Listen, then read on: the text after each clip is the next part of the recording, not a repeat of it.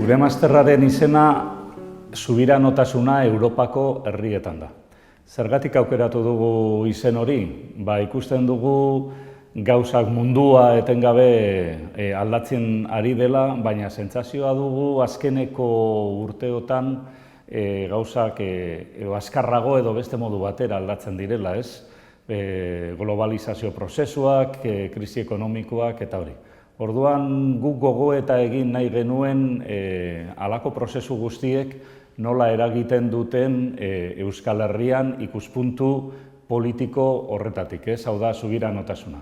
Baina ez subiranotasuna modu orokor batean ulertuta, baizik eta aplikatuta, ez? Aplikatuta kultura mailan, orduan euskera eta kultura nola ulertzen dugun subiranotasunaren arlo horretan, nazioa eta gizartea, marko politikoa, Euskal Herriko marko politiko desberdinak, hedabideak eta komunikazioa oro har, diplomazia eta zuzenbidea, eta orduan halako maila desberdinak aztertu nahi ditugu subiranotasunaren ikuspuntu horretatik eta Europako herriekin ere batera modu globalago batean edo modu osoago batean ulertzeko. Eta orduan irakasle desberdinak deitu ditugu honetarako, guztira 30 bat irakasle izango dira, bakoitzak bere berezitasuna eta bere arlotan espezializatua dagoelako.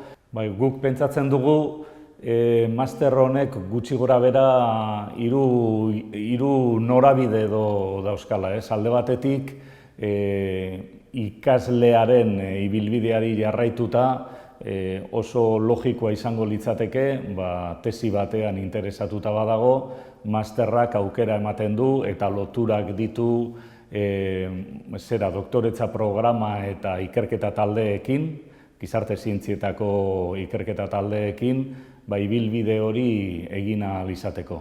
Beste alde batetik, guri iruditzen zaigu, zuzenean maila profesional batean, tekniko modura, hainbat arlotan, ez?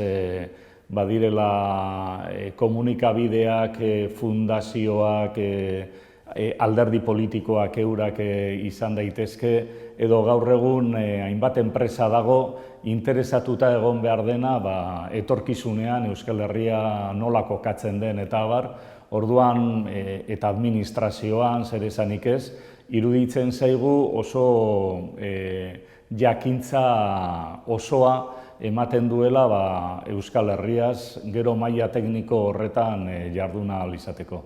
Eta iruditzen zaigu ere oro har, beste jende askori behar bada ez maila akademikoan edo ez maila profesionalean pentsatzen ez duena, eta orduan oso interesgarria egin ahal zaiola azken batean Euskal Herriaren ikuspegi orokor bat eskaintzen duelako eta gogo eta orokor bat etorkizunera begira.